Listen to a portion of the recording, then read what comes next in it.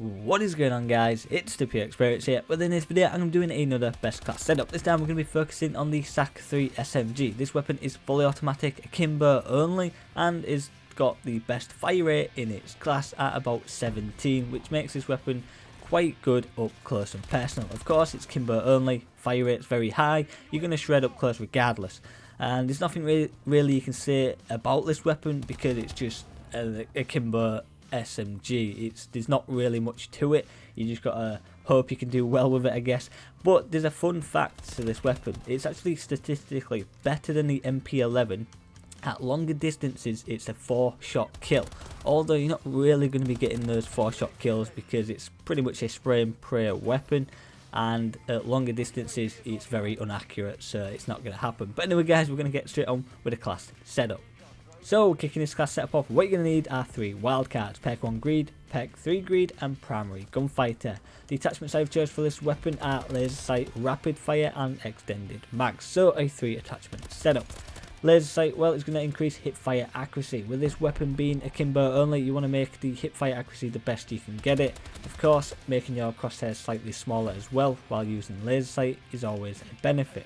Rapid Fire is going to increase fire rate. Fire rate is already 17 on this weapon. You put Rapid Fire on and it will boost it up to 19, which is godlike. Up close, you're going to blitz through enemies like I don't know what. The downside to this is it's going to recoil more and you're going to blow through ammo if you haven't got good accuracy. So you want to kind of reserve ammo but not spraying too much.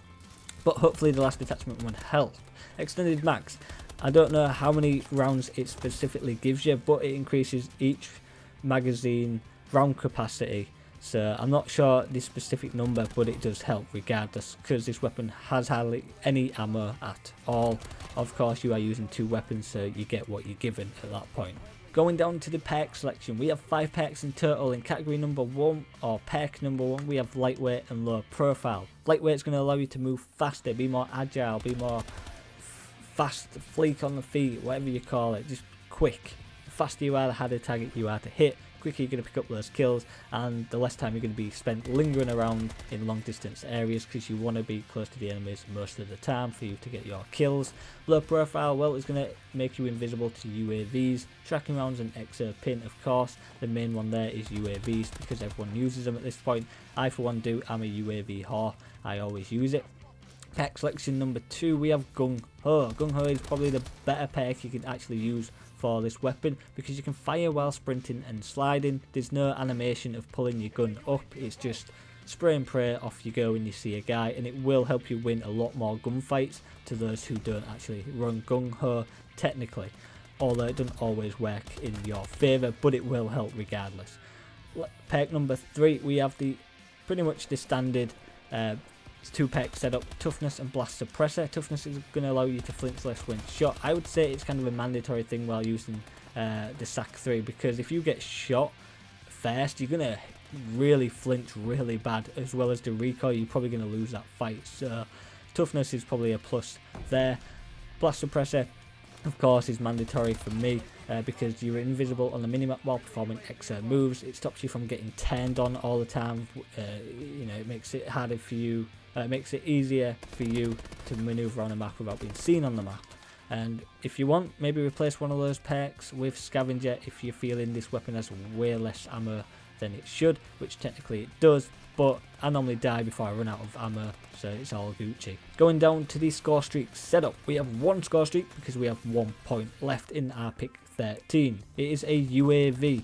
Yes, UAV is probably my most favourite Scorestreak to ever use, regardless what Call of Duty. It's the biggest tool. It helps you get kills. It doesn't get you kills, but it helps you progress to those kills.